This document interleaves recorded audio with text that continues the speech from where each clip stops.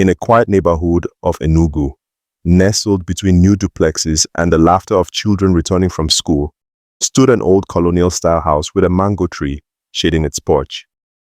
The house was later renovated to suit the modern-day style. However, while most modern buildings had sleek doors and shining tiles, this house still held the scent of time, wood polish, grandma's pepper soup, and the faintest hint of lavender. Every Friday, just after dusk, the front door creaked open on its own.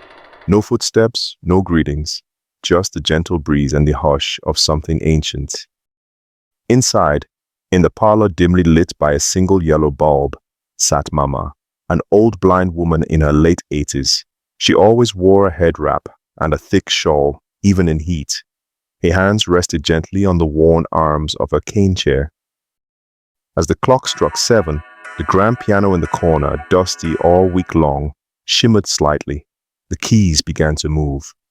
Soft, graceful strokes. A melody rose, slow and soulful like the evening birds calling one another. Nnenna had returned. She wasn't the kind of ghost from Nollywood films.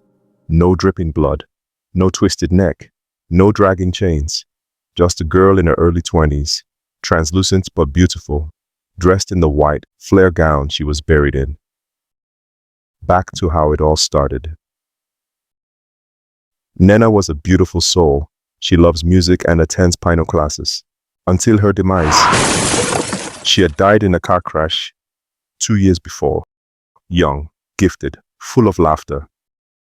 Her death had shattered the family, especially her grandmother, who had been blind for over a decade.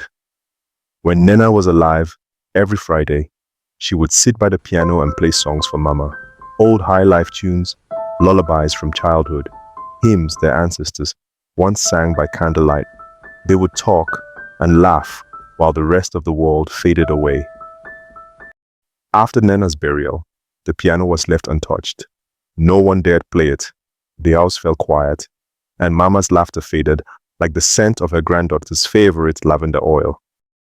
But on this day, the first Friday after the funeral, something strange happened.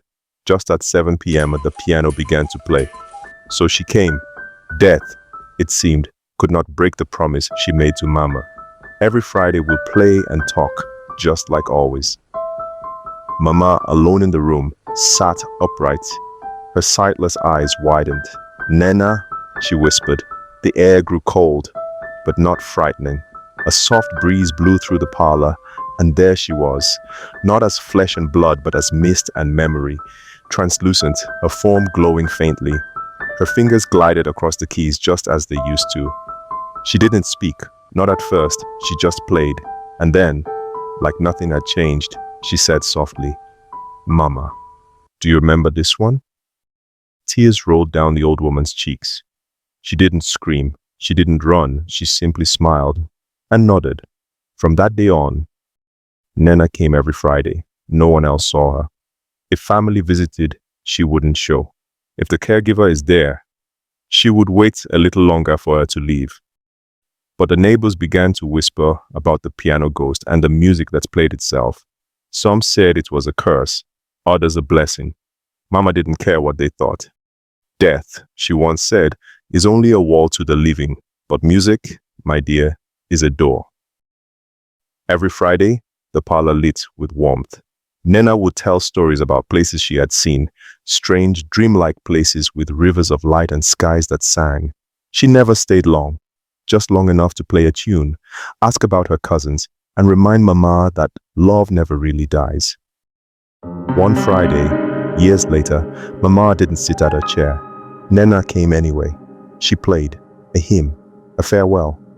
In the morning, the caregiver found the old woman dead in her sleep, peaceful, smiling, her hands resting gently on her lap. The piano never played again, not a note, but the house remained, still, waiting. Some nights, the new owners swear they hear soft footsteps or smell lavender just before dawn. They don't mind. They say it feels like love. And if you ever pass by that house on a Friday night, slow down. You just might hear it. The faint sound of music from a girl who never forgot to come home.